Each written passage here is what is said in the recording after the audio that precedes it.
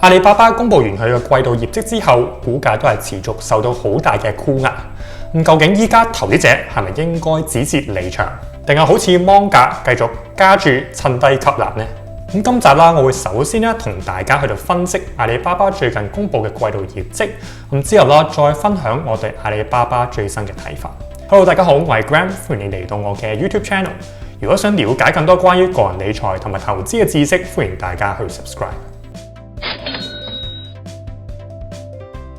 相信大家都知道，阿里主要嘅吸引力係嚟自公司旗下嘅電商平台淘寶同埋天貓，係全球最大嘅網購平台之一。阿里目前喺國內平台嘅活躍用戶人數已經接近10億，而至於海外嘅電商平台都有接近3億嘅用戶，係一個規模相當大嘅企業。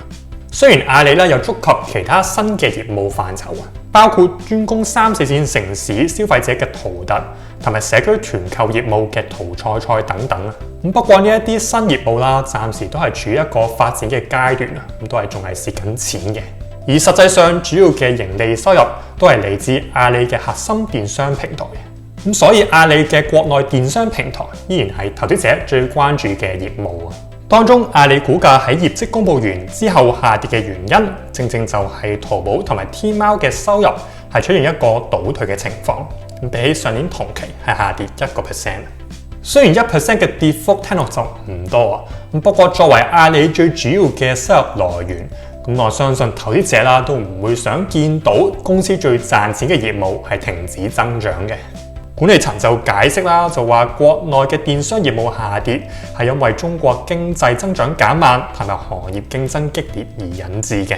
管理層提到嘅宏觀經濟狀況，阿里就未必控制得到。不過講到競爭嘅問題影響到公司嘅核心業務，的確係一個好嚴重嘅警號信號。基本上就係話俾投資者知，淘寶同埋天貓已經冇之前咁有競爭力啦，係唔夠其他嘅競爭者揮。呢點對於投資者嚟講係一個幾大嘅擔憂。因為淘寶同埋天貓都係公司嘅 cash cow， 盈利率都比起其他新業務係高嘅。就算其他新嘅業務收入錄得唔錯嘅增長，就因為核心嘅電商業務冇增長嘅情況底下，都令到阿里整體嘅盈利率係下跌啦。由上年12月份嘅45%下跌至今季34% 嘅盈利率。而就因為阿里最賺錢嘅業務已經缺乏增長動力，都令唔少投資者擔心阿里未來嘅前景。另外，大家比較重視嘅阿里雲業務，亦同樣比起市場預期中差，收入比起上年同期就只有大約20% 嘅升幅。但係相比起其他國際巨頭嘅雲端平台，例如係亞馬遜雲同埋微軟雲，最近公佈都有40%甚至50% 嘅升幅。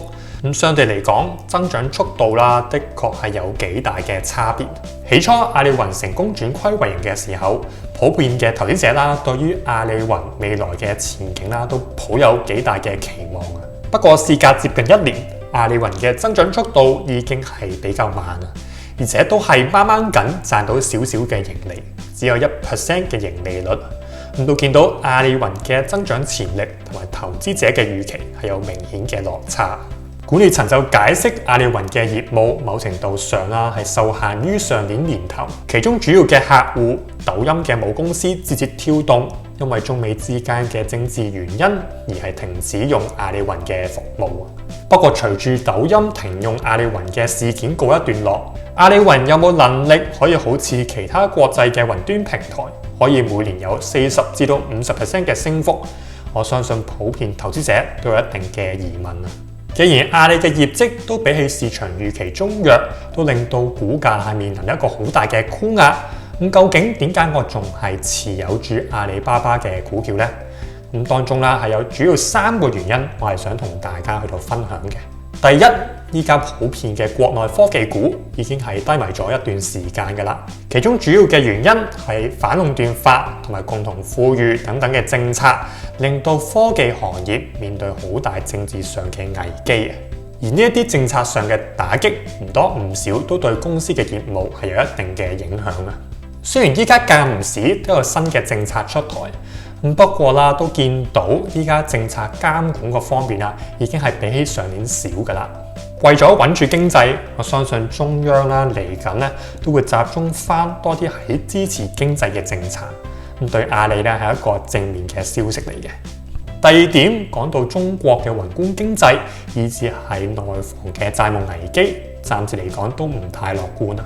好多內房企業依家都面臨債務違約嘅風險啊！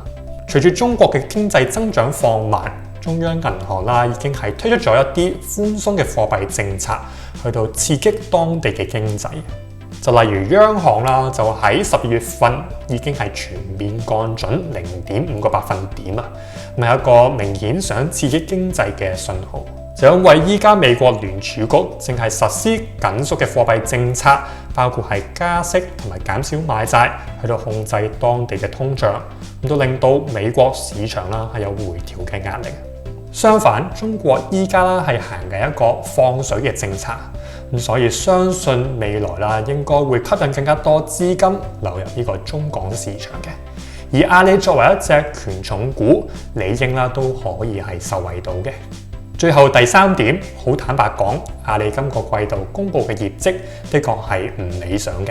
核心嘅電商業務因為競爭持續激烈，都令業務有倒退嘅情況。雖然係咁，相比起好多國內嘅科技股，阿里嘅盈利能力依然係非常之強。過去9個月都錄得1145億人民幣嘅盈利啊！另外，公司嘅現金儲備亦有接近4000億嘅人民幣啊，令到公司係有足夠嘅財力去到開拓其他新業務，同埋做更加多嘅回購嘅。而睇翻阿里其他業務嘅收入，包括國際嘅電商平台同埋菜鳥物流，其實啦都有介乎20幾至到30幾%嘅升幅，咁都有唔錯嘅增長。問題在於阿里之所以投資喺呢一啲新業務，俾我嘅感覺啦係因為競爭者做得成功之後，先後知後覺去到仿效競爭者嘅經營模式啊。而呢一樣嘢啦，的確係令投資者係幾擔心嘅地方啊。總括嚟講，監管政策減少，國內政府對宏觀經濟嘅支持，以至係阿里平嘅估值，都係我繼續持有阿里巴巴嘅原因啊。不過考慮到公司近幾季公布嘅業績依然唔太明朗啊，都令我對阿里係有一定嘅戒心。咁就因為咁，我暫時啦都唔會加注嘅，咁只係會繼續持有我現有嘅股份嘅啫。好，今集時間差唔多啦。最後，如果大家啦係有興趣知道我私人嘅投資組合同埋我最新嘅投資部署，都歡迎大家去 join 我嘅 Patreon 去攞更加多獨家嘅資訊。